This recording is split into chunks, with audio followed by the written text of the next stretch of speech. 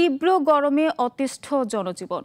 কয়েকদিনের বৃষ্টির পর আবার বেড়েছে গরমের উত্তাপ। আবহাওয়া অফিস বলছে আগামী ৪৮ ঘন্টা থাকতে পারে এমন অবস্থা। এরপর সারা দেশে বৃষ্টির সম্ভাবনা রয়েছে। ফজলে রাব্বির প্রতিবেদন। মাথার ওপর টকবগে সূর্য, ঢাকার তাপমাত্রা ৩৭ ডিগ্রি সেলসিয়াস।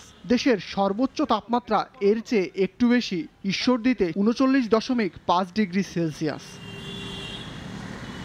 তীব্র তাপদাহ, তবুও পেটের দায়ে কাজে বের হতে হলো লিয়াকত আলীকে। পরিবারের একমাত্র কর্মক্ষম ব্যক্তি হওয়ায় অনেকটা নিরুপায় হয়ে বালু টানতে হচ্ছে এই ৬০ ঊর্ধ্ব ব্যক্তিকে। কষ্ট হয়, খুব জিরি করা লাগে। না যদি না করে বয়ে থাকি, আমার পোলাপান খাইব কি, বউ বাচ্চায় খাওয়াবো কি। প্রচণ্ড গরমে সবচেয়ে বেশি বিপাকে খেটে খাওয়া মানুষ একটু স্বস্তি পেতে ঠান্ডা শরবত, পানি ও আইসক্রিম খেয়ে তৃষ্ণা মেটাচ্ছেন কেউ কেউ। দৈনন্দিন জীবনের চাহিদা মেটাতে হলে গরমের মধ্যেই তো বের হতে হবে। গাড়ি চালাই তারি না, বুঝছেন, একটিপ মাইরে বয়ে তাহার লাগে। পেটের দায়িত্ব রাস্তায় বেরোতে হবে, গরম হলো আর বৃষ্টি হলো ওটা কোনো দেখার বিষয় না। এদিকে আগামী ৪৮ ঘন্টা সারা দেশের তাপমাত্রা প্রায় অপরিবর্তিত থাকবে। তবে সিলেটের কিছু অঞ্চলে রয়েছে বৃষ্টির সম্ভাবনা।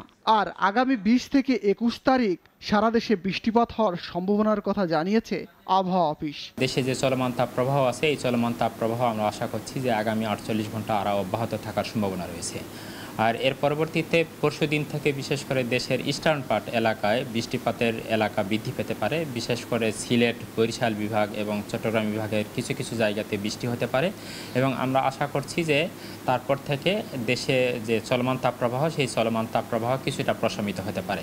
আবহাওয়া অফিস বলছে সাগরে কোনো লঘুচাপ তৈরি হয়নি, তাই আপাতত ঘূর্ণিঝড়ের কোনো সম্ভাবনা দেখছে না তারা।